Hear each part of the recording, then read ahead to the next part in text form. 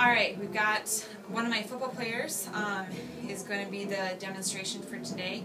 He doesn't have any shoulder issues, but he does have a little tightness in his neck. So I am going to have him, we're going to work on his neck with that tightness, but we're also going to have him go into a position where the shoulders aren't even and how I would work with that.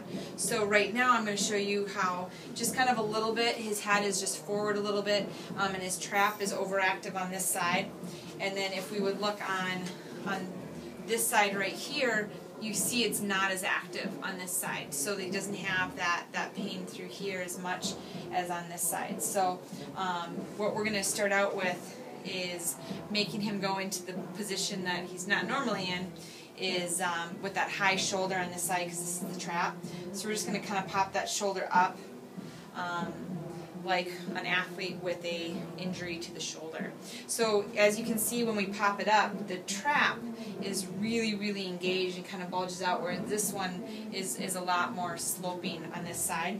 So what we would do with him is I would start him by putting him in a really nice upright position. And you can see now where his head's sitting a little bit better. We would tilt him back just a little bit. I'd apply some pressure to the trap and work this down a little bit. And then the whole time I would make sure that you're looking at the deltoid.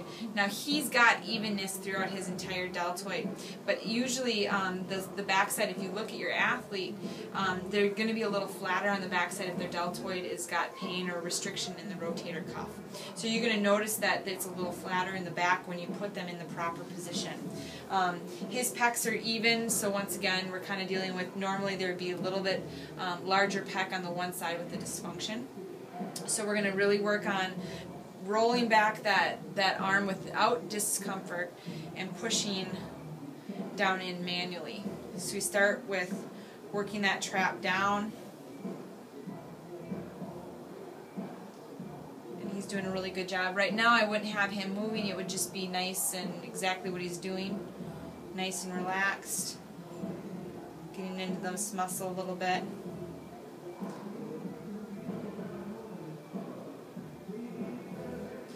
Normally the skin is good. If the skin was a little dry, we can use a little bit of cream or something, a little lotion or something that we could use with this, but I want that glide to be very little, so I actually don't want to use cream if possible.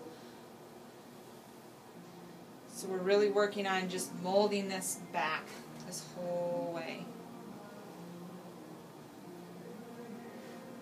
So we would apply that until we've got, then we would have him sit up again, and we would look at his shoulders, and we would see that they're a little bit, you can see how this is nice and a little bit more relaxed. So even though this side is a dysfunctional side, we would still go through here and make sure that this trap is relaxed as well.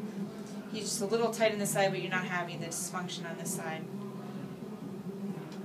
So we would make sure you always want to use both sides, even if it's not as much.